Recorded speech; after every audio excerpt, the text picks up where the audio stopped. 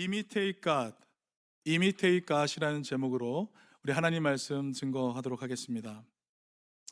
여러분, 현대 미술사와 글로벌 브랜드 마케팅 시장에서 가장 주목하고 있는 다루어지는 그 주제가 있습니다.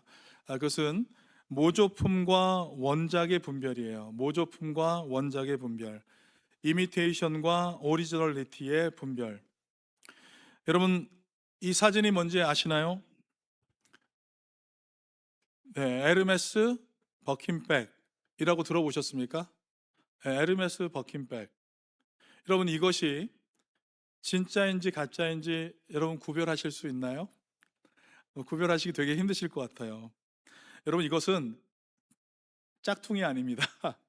이미테이션이 아니에요. 그러나 여러분, 이것은 1,300만 원 에르메스 버킨백을 모방해서 월마트에서 $80에 판매된 가방입니다.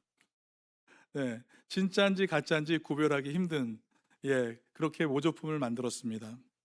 전 세계적으로 여러분 수많은 위작과 가짜 명품이 판을 치고 있습니다. 그런데 여러분, 아무리 정교하게 만들어진 가짜라 할지라도 이 원작자가 남긴 특유의 붓터치와 숨결, 또 바늘 구멍과 실, 그리고 재료의 고유한 밀도까지 완벽하게 복제해낼 수는 없습니다.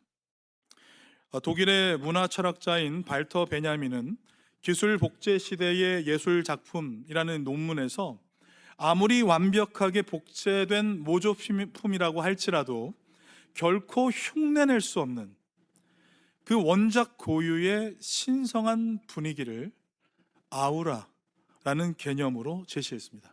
여러분, 아우라 들어보셨어요? 예, 저 사람 아우라가 느껴진다. 아우라. 여러분, 이 아우라는 어떤 대상이나 사람이 뿜어내는 고유한 분위기나 기운을 의미하죠. 복제물은 외형을 따라서 만들 수는 있겠지만 원작이 가진 이 시간과 공간의 역사성, 그리고 그 존재 자체의 아우라는 절대로 카피할 수 없다라는 것이 이 사람이 내건 이론입니다.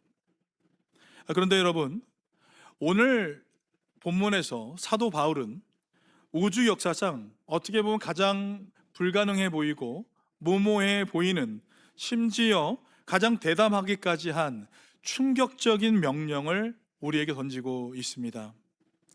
우주의 유일무이한 오리지널 갓, 오리지널 갓이신 만군의 여호와 하나님을 모방하라 라고 얘기하고 있다는 것이에요. 하나님을 모방하라. 여러분, 일반적인 모방품도 이것을 진짜를 따라가기가 너무나 힘든데 인류의 전체를 만드신 만군의 여호와 하나님을 모방하라. 사도 바울이 그렇게 얘기하고 있다는 것입니다. 에베소서 5장 1절을 보면 그러므로 사랑을 받는 자녀같이 너희는 하나님을 본받는 자가 되고 라고 말하고 있어요. 여러분, 여기서 본받는 자라는 이 단어가 헬라어로 미메타이라는 단어입니다. 미메타이. 이 단어에서 영어의 imitate라는 단어가 나오게 된 것입니다. imitate. 여러분, 피조물에 불과한 인간에게 창조주 하나님의 아우라를 모방하라. 그렇게 사도 바울이 얘기해 주고 있는 것입니다. 여러분, 윤리나 도덕적인 수양을 더 많이 쌓으라 라는 명령이 결코 아니에요. 이 명령을 에베소서의 흐름 속에서 우리가 다시 한번 살펴보면 에베소서 1장부터 3장까지는 뭐예요, 여러분? 하늘에 속한 모든 신령한 복을 우리에게 주사 복음으로 우리를 구원하신 그 하나님이 4장부터 6장까지는 세 사람의 구체적인 생활에 대해서 말을 해주고 있었습니다. 그 4장부터 우리가 계속 살펴봤던 것이 무엇입니까? 진실을 말하라, 분노를 터뜨리지 마라, 도적질하지 말라, 선한 말을 하라. 이게 4장에 우리가 지금까지 살펴왔던 내용이었습니다. 여러분, 이것을 크게 두 가지로 나누면 이렇게 얘기할 수 있을 것 같아요. 손의 변화, 입의 변화. 그렇죠? 손의 변화, 입의 변화. 이것에 대해서 얘기해 주었습니다. 여러분, 그러니까 구원받은 세 사람의 본질이 무엇이라는 거예요? 변화라는 것이죠. 그런데 어떤 변화냐면 관계 방식이 완전히 변화된 사람, 이것에 대해서 성경은 얘기해주고 있다는 것입니다. 이 모든 것이 향하는 것이 내가 아니라 타인을 향해 있다라고 말씀을 드렸습니다. 내 안에 성령님이 임하셔서 영혼의 중심이 바뀌게 된다면 이제 타인을 대하는 겉사람의 모든 행동 양식과 소통의 도구들 역시 완전히 바뀌어져야 한다는 거예요. 예수 믿기 이전과 이후의 우리의 소통 방법과 대화하는 방법과 대하는 태도는 달라져야 한다는 것입니다. 여러분 동의되십니까? 예수님 믿기 이전과 이후의 삶이 똑같다면 어떻게 예수 믿는다 말할 수 있겠냐라는 것이죠. 말이 달라져야 되고요, 감정이 달라져야 되고, 손의 씀씀이가 달라져서 결국 창조주 하나님의 거룩한 그 성품을 세상 속에서 그대로 표현해내는, 모방해내는 존재가 되어야 한다라는 것이에요. 그런 차원에서 사도 바울이 너희는 하나님을 본받으라 말하고 있다는 것입니다. 여러분 오늘 선포되는 이 말씀을 통해서 우리 내면의 부패한 옛사람의 습관을 완전히 배설해내시고 우리를 향한 우리 하나님의 압도적인 사랑의 아우라를 세상 속에 그대로 복사해내는 위대한 하나님의 모방자들, We are the imitators of God. We are imitators of God. 하나님의 모방자들 다 되시길 우리 주님의 이름으로 간절히 축원합니다. 아멘. 31절 먼저 한번 보시겠습니다. 자, 그런데 사도 바울은요, 여러분 하나님을 본받기 이전에 우리가 먼저 해야 할 일이 있다고 얘기하고 있습니다. 4장에서 진실, 분노, 도둑질, 선한 말을 하고 나서 주어진 말들이에요.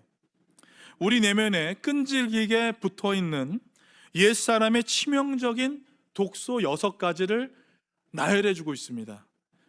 사도 바울은 이것들을 완전히 버려야 한다라고 얘기하고 있어요. 31절 말씀을 우리 다 같이 한번 읽어보겠습니다. 너희는 모든 악독과 노함과 분냄과 떠드는 것과 비방하는 것을 모든 악의와 함께 버리고. 아멘.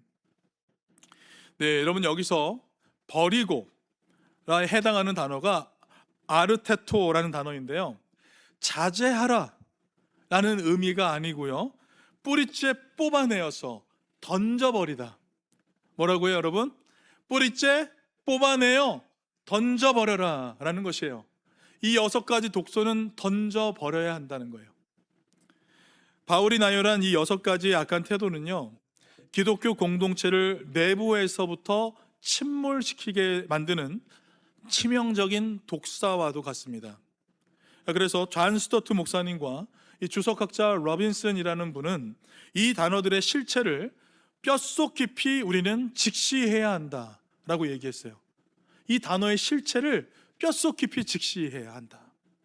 여러분 이것들 하나하나 우리가 살펴볼 텐데 뼛속 깊이 새기시는 시간 됐으면 좋겠습니다. 첫째는 악독이에요. 피크리아, 영어로는 bitterness라는 단어입니다. 마음속에 오랫도록 품고 있는 강한 분노를 뜻해요. 아리스토텔레스는 이 bitterness, 피크리아라는 이 단어를 화해하기를 거부하고는 격분하고 분개한 마음이다. 화해를 청하러 와도 이걸 거부하고 계속해서 이 분노를 갖고 있는 상태를 얘기하는 거예요. 마음이 딱딱해진 거죠. 내면의 쓴뿌리가 되어서 가슴에 시퍼렇게 멍들어버린 냉소적인 악의를 뜻합니다. 두 번째는요, 여러분 노함입니다. 한번 따라해 보시겠어요? 노함. 티모스라는 헬라어가 여기 사용됐는데 영어로 wrath라는 단어죠. 감정을 주체하지 못하고 갑작스럽고 맹렬하게 폭발하는 분노를 뜻합니다. 여러분 그럴 때 있지 않습니까? 갑작스럽게 어떤 사람이 아무 일도 아닌데 갑작스럽게 폭발할 때가 있죠. 그게 분냄이에요. 노함이에요. 노함. 마른 집에 불이 나듯이 갑자기 타오르는 분노입니다. 셋째는요, 분냄입니다. 분냄. 따라해 보시겠습니까? 분냄. 네, 오르게라는 단어가 여기 쓰였는데 영어로 앵거가 여기 해당합니다.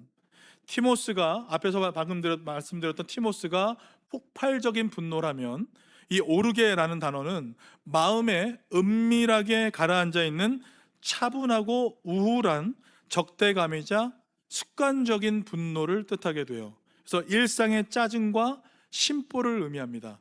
뭐 선한 얘기를 해도 물 좀 갖다 줄래? 라고 얘기해도 심보가 꼬여서 다르게 얘기하고, 그렇죠? 그런 분들 가끔씩 계시죠.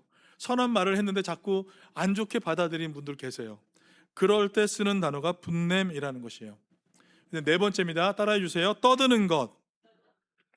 크라우게라는 단어고 영어로는 클레모라는 단어예요. 화를 억제하지 못해서 통제력을 잃어버리고요, 큰 소리로 고함을 치면서 다투는 행위가 여기에 해당됩니다. 여러분, 심지어 비명을 지르면서 공동체의 평화를 깨는 천박한 행동, 이것이 떠드는 것이다. 여러분, 여기까지 딱 보니까 제가 이걸 묵상하면서 이거 많이 봤는데, 여러분 그렇지 않습니까? 지금까지 교회 다니면서 교회 안에서 이런 모습들이 곳곳이 간간히 보였어요. 뉴스를 통해서도 보고요. 교회 안에 이런 일이 있다는 거죠. 그리고 다섯째입니다. 따라해 주세요. 비방하는 것. 블라스페미아라는 단어고 영어로는 슬렌더라는 단어가 여기 쓰였습니다. 타인의 명예를 훼손하고 특히 사람이 없는 뒤에서 나쁘게 말하면서 평판을 깎아내리는 모욕적인 언사입니다. 여러분, 어떻게 보면 교회 안에서 가장 주의해야 될 것이 이 비방하는 것이 아닐까, 그런 생각이 들어요. 여러분, 혹시 그 친구들과 모임 이렇게 가시다 보면 모임 중에 결코 자리를 뜨지 않는 분들 계시죠. 화장실을 가야 하는 타이밍인데 결코 자리를 뜨지 않습니다. 왜 그렇습니까? 자리를 뜨는 순간 누군가 나에 대해서 말을 꺼낼 것 같다라는 생각이 드니까 자리를 뜨지 못하는 거예요. 끝까지 자리를 떠나지 못하는 그 부조리한 모습, 여러분, 그것이 바로 성경이 말하는 블라스페미아라는 단어예요. 비방하는 것, 뒤에서 회방하고 비방하는 적나라한 실체를 얘기하는 것입니다. 여러분, 우리는 정말 말조심해야 합니다. 성경을 깊이 연구해 보면 하나님께서 우리의 말에 대해서 얼마나 무섭게 경고하고 계시는지 모릅니다. 아마도 하나님의 성품이 우리 안에 있고 이 말 속에 하나님의 은혜가 담겨져 있기 때문일지도 모르겠어요. 말을 많이 하면 인간은, 여러분, 구조적으로 실수를 할 수밖에 없는 우리의 상태입니다. 세상에, 여러분, 생각해 보세요. 도둑 맞았다고 해서 혹은 억울하게 폭행당했다고 해서 곧바로 자기 목숨 끊는 사람 그리 많지 않을 것입니다. 그런데 우리가 무심코 놀린 그 새치 혀로 누군가를 헌담하고 억울한 누명을 씌웠을 때, 여러분, 그 말에 칼날에 찔려서 스스로 목숨을 잃은 그 비극은 우리 주변에 사실 너무나도 많습니다. 칼은 몸에 상처를 내지만 부정한 말은 우리 영혼을 도륙합니다. 여러분, 그만큼 우리가 뱉는 말에는 사람을 죽이고 살리는 무시무시한 영적인 권세와 파워가 실려 있다는 것을 여러분 기억하시기 바랍니다. 그래서 함부로 비방하지 않길 원합니다. 비방하지 마세요. 여섯째입니다. 한번 따라해 보시겠습니까? 모든 악이, 카키아라는 단어가 여기 포함되고 영어로 all malice라고 되어 있습니다. 앞에 다섯 가지의 모든 악을 포함하고 있는 단어예요. 모든 악을 포함해요. 다른 사람에게 해를 끼치려는 악의적인 마음, 앙심이 될 수도 있고 적의가 될 수 있고 악독이 될 수 있습니다. 이 모든 것을 다 포함하는 거예요. 여러분, 바울은 이 유해한 독소들 뭐였습니까? 악독, 노함, 분냄, 또 뭐였어요? 떠드는 것, 비방하는 것, 모든 악이, 이 여섯 가지, 이 모든 것을 버려야 한다는 거예요. 이 여섯 가지는 교회 공동체와 성도의 삶에 단 1mm도 머물지 못하게 하라. 이것이 사도 바울의 명령이에요. 뽑아서 던져버리라는 거예요. 여러분, 왜 그럴까요? 이 여섯 가지 독소를 품고 있다면 바로 앞절에 말씀하고 있는 하나님의 성령이 피눈물을 흘리며 근심하시기 때문입니다. 성령을 근심하게 하는 자, 결코 하나님의 아우라를 드러낼 수 없게 될 것입니다. 오늘날 많은 그리스도인들이 예배와 봉사와 헌금은 정말 완벽하게 수행하면서도 여러분 정작 가정과 교회 안에서 이 6가지 4플러스 이 부패한 이 독소들을 뿜어냅니다. 교회 안에서뿐만이 아니고요, 집에서도 계속 뿜어내요. 내 성격이 원래 이래. 그래도 나는 이렇게 얘기해도 뒤끝은 없어. 나는 사실만 얘기해. 이렇게 말하시는 분들이 있어요. 무책임한 말로. 맹렬한 노함과 음울한 분냄을 정당화하려고 한다는 것이요. 이것은 여러분 성격의 문제가 결코 아닙니다. 나는 원래 깐깐한 사람입니다. 나는 원래 잘못된 것은 말하지 않으면 안 되는 사람이에요. 여러분, 그렇지 않은 사람은 어디 있나요?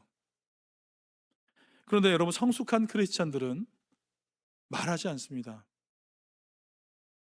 입을 조심해요. 왜냐하면 이러한 말들은 성령의 통제를 거부하는 영적 부패이자 공동체를 향한 테러 행위가 되기 때문입니다. 내 마음의 골방에 숨겨둔 냉소주의와 은밀한 뒷담화를 여러분 예수 그리스도의 십자가 앞에 내려놓고 뿌리째 뽑아내시길 주님의 이름으로 축원드립니다.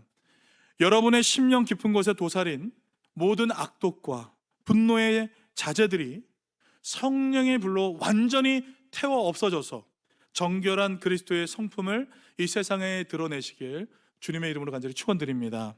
아멘. 아멘. 두 번째는 32절 말씀인데요, 6가지 악독을 제거한 그 마음의 빈자리에 바울은 하나님 아버지를 닮은 찬란한 성품들을 제시해 주면서 이것을 우리 마음의 성전에 하나하나 쌓으라고 얘기하고 있어요. 첫 번째와 두 번째 명령이 32절 전반부에 나오게 되는데 같이 한번 보겠습니다. 시작. 서로 친절하게 하며 불쌍히 여기며. 여러분 6가지 악독을 버리고 뿌리째 뽑아서 던져버린 이후에 그 빈자리에 뭘 채우라고 하는 거예요? 친절하게 하고 불쌍히 여기라 라는 것입니다. 먼저 첫 번째, 서로 친절하게 하라 라고 얘기하고 있어요. 여기 친절의 헬러 원어가 너무나 재밌습니다. 한번 따라해 주시겠습니까? 크레스토스. 다시 한번 따라해 주세요. 크레스토스. 예, 여러분 발음이 뭐 되게 비슷하지 않으세요? 예, 재미난 것은 이 단어가 당시 크리스토와 너무나 유사한 단어가 여기에 쓰였다는 거예요. 크리스토는 누구예요? 그리스도죠. 그리스도 발음과 똑같은 크리스토스. 이렇게 지금 사도 바울이 얘기하고 있는 거예요. 정확하게 사도 바울이 여기서 워드 플레이를 하고 있는 것이죠. 언어 유희를 하고 있는 거예요. 그리스도와 발음이 너무나 비슷한 단어를 일부러 갖다 쓰면서 바울은 우리에게 강력한 메시지를 지금 던지고 있는 것입니다. 크리스토의 구원을 받은 새 사람이라면 마땅히 그의 삶에 친절과 인자함, 크레스토스, 이것이 뿜어져 나와야 한다는 거예요. 크리스토를 얻은 사람들은 크레스토를 뿜어내야 한다. 워드 플레이죠. 그렇다면 이 친절과 인자함은 여러분 누구에게 흘러가야 하는 것일까요? 내 마음에 드는 사람만, 나에게 잘해주는 사람만, 그 사람에게만 이 친절과 호의가 흘러가야 되는 것입니까? 그렇지 않죠. 은혜를 모르는 사람들에게까지, 심지어 나를 해하려는 악한 자에게까지 인자로운 것, 여러분 그것이 바로 우리 하나님의 위대한 속성입니다. 성경은 지금 우리에게 바로 그 하나님의 무차별적인 인자함을 그대로 본받으라 라고 명령하고 있는 것입니다. 철저한 겸손에서 나오면서 사람을 가리지 않고 일관되게 대하는 그 태도가 바로 진짜 크레스토스, 친절인 것입니다. 두 번째는 뭐예요, 여러분? 서로 불쌍히 여기라. 한번 같이 읽겠습니다. 시작. 서로 불쌍히 여기라. 여러분 이 단어의 원어적 의미가 뭔지 아세요? 불쌍히 여기다. 이 원어적 의미가 창자가 끊어질 듯한 동정심, 컴패션이에요. 여러분 불쌍한 사람 보면 불쌍하다는 생각이 들잖아요. 그런데 이 불쌍하게 여기다 이 단어는요, 창자가 끊어질 정도의 불쌍함. 얼마나 불쌍한 마음이 들면 창자가 끊어질 듯한 고통이 들겠습니까? 그런 고통을 얘기하고 있다는 거예요. 단순히 불쌍하다고 생각하는 인지적인 그 차원을 넘어서서 타인의 고통을 내 고통으로 고스란히 느끼고 아파하는 우리 하나님 아버지의 심장을 얘기하고 있는 것입니다. 나를 핍박하고 원수된 자의 영혼까지도 긍휼히 여기면서 눈물 흘릴 수 있는 초자연적인 마음가짐을 말합니다. 여러분, 사도 바울은 이 친절 크레스토스와 이 불쌍히 여긴 이 마음을 거창한 구호가 아니라 일상생활에서 형제 자매를 대하는 아주 작은 실천과 우리의 표정, 말투, 우리의 목소리 톤을 통해서 이것은 구체적으로 증명되어야 한다라고 얘기해주고 있어요. 그러니까 여러분, 일상에서 나의 말의 톤과 행동과 제스처와 이것을 통해서 크레스토스, 우리의 친절이 나와야 하고요, 이것을 통해서 불쌍히 여기는 마음이 나와야 한다는 것입니다. 오늘날 여러분, 현대사회는 극단적인 이기주의와 무관심으로 얼어붙어 있죠. 교회 안에서조차 내 마음에 드는 사람에게만 선택적으로 친절을 베푸는, 어떻게 보면 위선적 크레스토스가 퍼져 있습니다. 진짜 친절은 무엇이에요? 내게 아무런 이득을 주지 못하는 자, 심지어 나를 불편하게 만드는 자에게까지 일관되게 존중하고 사랑을 보여주는 것입니다. 지체의 허물과 아픔을 바라볼 때 정죄의 칼날을 들이대기 이전에 먼저 그 영혼의 고통을 내 창자로 느끼는 불쌍히 여김이 우리 안에 있어야 될 줄 믿습니다. 내 의로움을 내려놓고 지체의 짐을 여러분 함께 지려고 할 때 세상은 우리 안에서 복사되어 있는, 계속해서 복사되는 하나님의 거룩한 아우라를 보게 될 줄 믿습니다. 여러분, 우리가 친절과 불쌍히 여기는 그 마음을 가지고 사람을 대해야 돼요. 그럴 때 하나님의 아우라가 나를 통해서 드러나게 된다는 것입니다. 날마다 여러분의 인격 속에서 그리스도의 친절이 가득하기를 소망합니다. 아멘. 네, 우리 좌우에 계신 분들과 인사할 때 우리 친절로 대합시다 한번 인사하시겠습니다. 친절로 대합시다. 친절로 대합시다. 예, 그리고 여러분, 그 타인의 아픔을 끌어안는 그리스도의 그 불쌍한 마음, 그 불쌍한 마음을 우리가 좀 가지길 소망합니다. 정말 불쌍히 여겨지는 사람들이 있잖아요. 그 사람들 바라볼 때 지나치지 마시고 저 사람의 고통이 나의 고통이다 생각하며 창자가 끊어질 듯한 그 고통을 가지고 불쌍히 여기는 그런 마음을 가질 때 우리는 하나님의 아우라를 드러내는 모방자로 살아가게 될 줄 믿습니다. 마지막 세 번째, 32절과 5장 2절까지에 있는 말씀인데요, 이제 imitate God의 정점이자 가장 강력한 핵심인 사랑과 용서와 사랑에 대해서 살펴보겠습니다.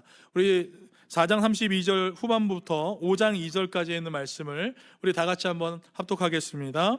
서로 용서하기를 하나님이 그리스도 안에서 너희를 용서하심과 같이 하라. 그러므로 사랑을 받는 자녀같이 너희는 하나님을 본받는 자가 되고 그리스도께서 너희를 사랑하신 것 같이 너희도 사랑 가운데서 행하라. 그는 우리를 위하여 자신을 버리사 향기로운 제물과 희생 제물로 하나님께 드리셨느니라. 아멘. 세 번째는 뭐예요? 우리 빈 마음을 뿌리째 뽑아 던져버린 이 악독의 빈 자리를 서로 용서하라 라고 얘기하고 있다는 것입니다. 여기서 용서하다의 헬라어 원어는 카리조메노이라는 단어입니다. 여러분, 놀랍게도 이 단어는요, 은혜를 뜻하는 카리스에서 나온 단어예요. 그래서 문자 그대로 서로를 향해 은혜 가운데 행하다, 그런 뜻이 담겨져 있습니다. 그러니까 용서하다라는 것은 서로를 대하여 은혜 가운데 행한다, 은혜 가운데 행한다라는 의미가 용서하라라는 단어라는 거예요. 여러분, 영국의 유명한 크리스찬 정신병원 원장이 이런 고백을 했습니다. 내가 만약 지금 환자들에게 당신은 완전히 용서받았습니다 라는 이 확신만 줄 수 있다면 내 환자의 절반 이상은 당장 내일 아침에 태어나게 될 것입니다. 그렇게 말을 했습니다. 여러분, 인류를 괴롭히는 수많은 정신적 질병의 이면에는 용서받지 못했다는 처절한 죄책감과 분노의 독소가 도사리고 있다라는 이 경고를 이 의사가 해주고 있는 것이에요. 그러나 우리는 여러분, 이 용서의 파워를 너무나 가볍게 생각하고 있지 않은지 생각해 봐야 할 것입니다. 여러분, 용서한다는 것이 얼마나 큰 파워인지, 용서는 사람을 죽이기도 하고요, 살리기도 하는 파워를 가지고 있습니다. 미국 방송국에서 만든 가족 재회 프로그램인 Long Lost Family라는 프로그램이 있어요. 여러분 보신 적 있으세요?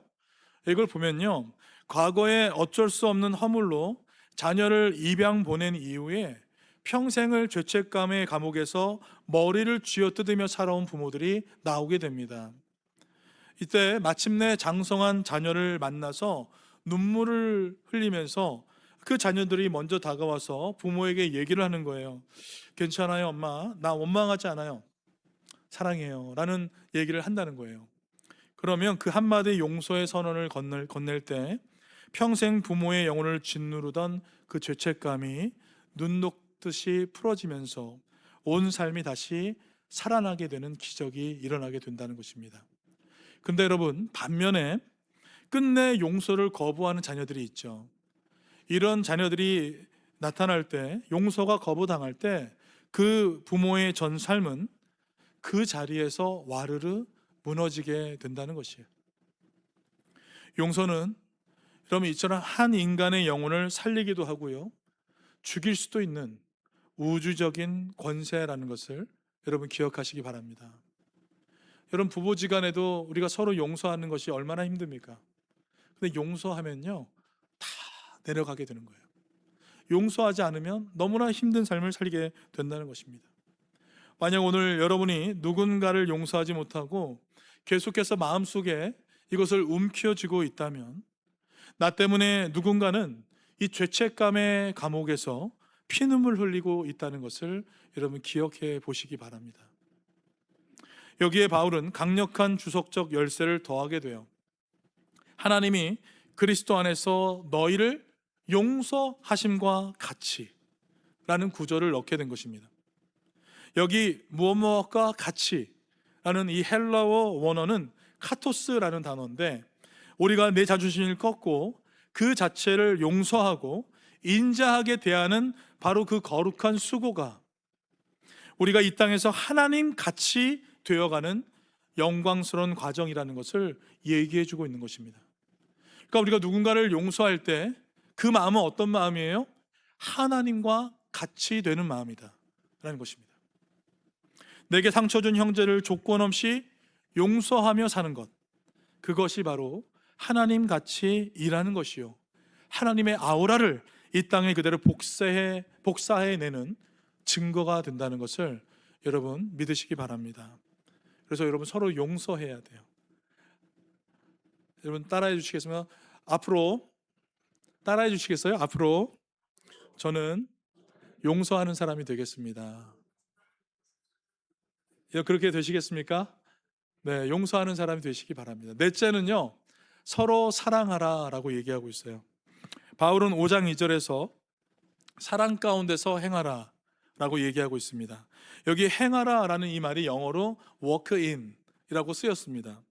그러니까 매일 숨쉬듯이 걸어가는 우리의 일상적인 삶의 방식과 성품을 얘기하고 있다는 것입니다. 그렇다면 여러분, 매일 사랑으로 걷는 삶의 구체적인 정체성은 무엇일까요? 감성적인 감정이 아니라 그리스도께서 우리를 위해서 자신을 내어주신 것 같은 철저한 희생적 행동, 이것을 의미하는 것이에요. 본문 2절에서 그리스도께서 자신을 버리셨다라고 표현하고 있었죠. 이 버리셨다라는 단어가 파라디도미라는 단어인데, 앞서 에베소서 4장 19절에서 이방인들이 자신을 방탕함에 내던졌다라고 할 때 같은 단어가 여기에 쓰여지게 된 것이에요. 내던져졌다. 그러니까 구원받은 그리스도인들은 자기 자신을 하나님께 내던지면서 거룩한 사랑의 길을 걷는 자들이다. 하나님께 내 자신을 내던지며 거룩한 사랑의 걸음을 걸어가는 자들이라는 것이에요. 여러분, 이것이 바로 하나님이 기쁘게 흠양하시는 향기로운 제물과 희생 제물인 줄 믿습니다. 여러분, 지금 마지막에 다뤘던 주제가 무엇이었습니까? 용서와 사랑이었어요. 여러분, 용서와 사랑, 이게 쉬운 일일까요? 그렇지 않죠. 용서는 인간의 의지와 도덕적 결단으로 절대로 불가능한 일입니다. 가해자가 변했기 때문에 용서하는 것이 아니에요. 용서하지 않으면 마태복음 18장의 경고처럼 내가 미움과 원망의 감옥에 갇혀서 영적으로 파멸되기 때문에 우리는 용서해야 한다는 거예요. 내 영혼을 지키기 위해 우리는 용서해야 합니다. 그래서 용서는 나를 파괴하려는 사탄의 쇠사슬을 끊어버리고 나를 변화시키기 위해 하나님이 우리 손에 쥐어주신 최고의 무기라는 것을 여러분 기억하시기 바랍니다. 내 영혼을 지키는 무기, 그것이 용서예요. 또한 사랑 없는 믿음은 아무런 가치도 없습니다. 교회 공동체가 세상에 줄 수 있는 최고의 은혜는 어떻게 보면 이 용서와 사랑의 행동이라고 얘기할 수 있습니다. 저희가 어렸을 때에도 많은 분들이 저 사람은 어떤 사람이길래 원수도 사랑하지? 그 사람이 교회 다니는 사람이었어요. 그 사람들이 교회에 많이 왔습니다. 이 사람의 행동을 보고, 사랑의 행동을 보고 교회에 많이 찾아오게 되었어요. 여러분, 인간의 한계를 뛰어넘어서 그리스도의 십자가의 용서가 여러분의 삶의 실체가 되고 또 자신을 내어주는 향기로운 희생 사랑을 통해서 여러분의 가정과 일터가 천국 성전으로 변모되는 그런 상상을 한번 해보시기 바랍니다. 우리의 가정이 용서가 가득한 가정, 사랑이 가득한 가정, 우리의 교회가 용서와 사랑이 가득한 교회. 여러분, 그런 교회가 될 때 세상이 우리를 바라보며 하나님께 영광을 돌리게 될 것입니다. 말씀을 맺겠습니다. 바울은 도덕적 실천을 다루는 본문을 마무리하면서 아주 자연스럽게 삼위일체 하나님의 성품 전체를 우리 눈앞에 펼쳐 보이고 있다는 것을 볼 수 있습니다. 먼저 성령을 근심하게 하지 말라라고 얘기했죠. 그리고 그리스도의 십자가의 사랑을 배우라 라고 얘기했어요. 마침내 하나님 아버지를 완벽하게 모방하라. 성삼위 하나님의 이 은혜를 사도 바울은 마지막에 펼쳐 보이고 있는 것입니다. 여러분, 소통 전문가로 잘 알려진 김창옥 강사님이 이런 이야기를 한 적이 있습니다. 이스라엘의 히브리 대학교에서 세계 여러 노벨상 수상자들의 가정 환경을 연구했다고 해요. 어떤 부모 밑에서 자란 자녀들이 세상에 선한 영향력을 끼치면서 살아갈 수 있는지 추적해 봤더니 놀라운 공통점 2가지가 발견되었다는 거예요. 첫째, 엄마의 인상이 밝았다는 것입니다. 아이들이 잘된 집안에 엄마의 인상이 밝았다. 엄마가 집에 들어오면 집안 분위기가 밝아지고요, 가족들의 얼굴에 미소가 번지는 집안이에요. 근데 여러분, 반면에 엄마가 집에서 나가면 집안 분위기가 밝아지는 집이 있다는 거예요. 엄마가 집에서 나가야지 집안 분위기가 밝아진다. 그 집은 아이들이 건강한 정서를 갖기 어렵다, 그렇게 말을 합니다. 둘째는 권위주의적인 아버지가 없었다라는 것이에요. 아버지가 분노와 억압으로 가족을 통제하면 자녀들의 자존감과 창의성이 크게 떨어진다는 것입니다. 결국 아이들은 부모의 말을 배운다기보다는 부모가 만들어내는 분위기를 배우면서 자라게 된다는 것이죠. 여러분, 생각해 보면 참 맞는 말 아닙니까? 가정은 여러분 말로 세워지는 곳이 아니라 분위기로 세워지는 곳인 것 같아요. 부모의 표정 하나, 말 한마디, 분노 한 번이 우리 자녀의 마음에 오래 남게 된다는 것입니다. 그래서 오늘 본문은 모든 악독과 노함과 분냄과 떠드는 것과 비방하는 것을 버려라 라고 얘기하고 있는 것입니다. 여러분, 우리의 말과 태도는 단순히 인간관계에 영향을 주는 것이 아니라 가정의 공기를 만들고 다음 세대의 영혼까지 세워간다라는 것을 기억하는 우리 모두 되길 소망합니다. 오늘 우리를 돌아보면서 하나님 앞에 정직하게 우리가 나아가길 소망합니다. 하나님께서 십자가의 보혈로 우리를 정결케 씻어주실 것이요, 우리 하나님께서 우리의 악독한 6가지 일들을 완전히 씻어주실 줄 믿습니다. 그리고 그 안에, 우리 안에 오늘 우리가 얘기한 4가지 벽돌을 쌓게 될 것입니다. 서로 친절하게 대하라, 서로 불쌍히 여기라, 서로 용서하라, 서로 사랑하라.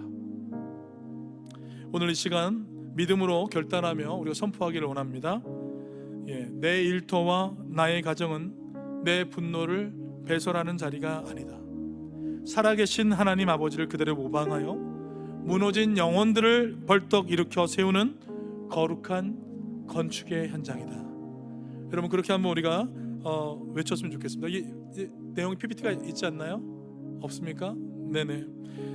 네, 저를 한번 따라해 주시겠습니까? 내 일터와 나의 가정은 내 분노를 배설하는 자리가 아니다. 살아계신 하나님 아버지를 그대로 모방하여 무너진 영혼들을 벌떡벌떡 일으켜 세우는 거룩한 건축의 현장이다.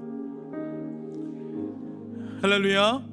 여러분, 내일부터 여러분의 일터와 가정에서 이 옛사람의 손과 입술을 철저하게 제어하시기 바랍니다. 입이 근질근질 거리시죠? 말하고 싶어서. 그때 침묵하세요. 오직 그리스도를 닮은 세상 최고의 완벽한 이미테이션이 되셔서 거룩한 성전의 벽돌을 쌓아 올리는 저와 여러분의 삶이 되기를 소망합니다. 하나님의 그 찬란한 거룩한 아우라, 이것이 우리를 통해서 흘러나가는 하나님의 거룩한 백성들 되시길 예수님의 이름으로 간절히 축원드립니다. 아멘. 같이 함께 기도하겠습니다.